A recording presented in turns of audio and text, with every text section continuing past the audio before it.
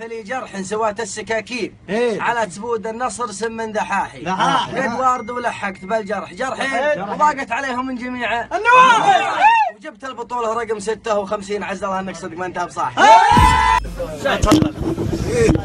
اعطيني واحد. فاز الهلالي وانهزم نادي النصر يا ابو علي، هدف يا مجمله يشبه لكورة جحفلي. جحفلي.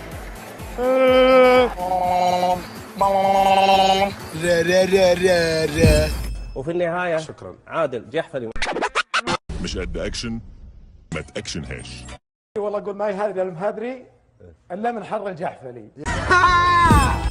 طبعا الان احنا في برمنغهام واحنا عند الجسر عند النهر. طبعا الناس على الجسر تحط الاقفال وتكتب اسامي الحبيب. توماس هنا حصلنا واحد كاتب جحفلي.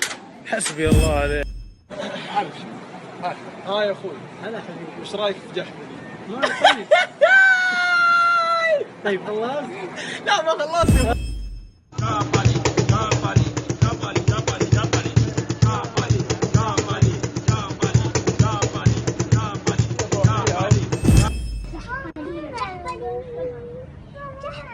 جحفلي جحفلي جحفلي جحفلي تعرف جحفلي؟ ولد خالتي عائلة كلهم جحافلة هم جحفلية اكيد.